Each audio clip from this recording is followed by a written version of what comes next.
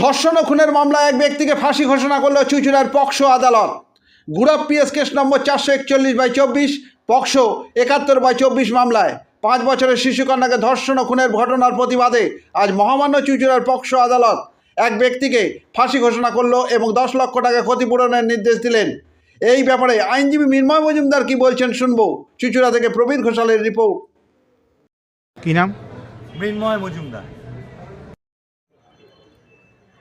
আজ গুড়া PS case 441/2024, POCSO case number 71/2024 ধর্ষণ ও খুন মামলায় আজকে মহামান্য পক্সো আদালত আজকে যে সাজা ঘোষণা করেছেন, দোষী সাব্যস্ত করে আসামিকে তার ফাঁসি এবং 10 লক্ষ টাকা ক্ষতিপূরণের জন্য, তাকে আমি আজকে স্বাগত জানাচ্ছি।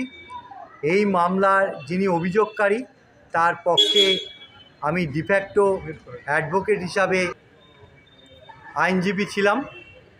আজকে আমরা সর্বোচ্চভাবে যথাযথ সব রকমের সহযোগিতা করেছি অভিযোগকারী এবং ভিকটিমের পরিবারকে।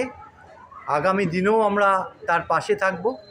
আজকে এই বিচারের রায়দানের জন্য মহামান্য আদালতকে আমরা ধন্যবাদ এবং কৃতজ্ঞতা জানাই এবং পুনরায় বিচার ব্যবস্থা ও আদালতের প্রতি আমার শ্রদ্ধা নিবেদন করছি।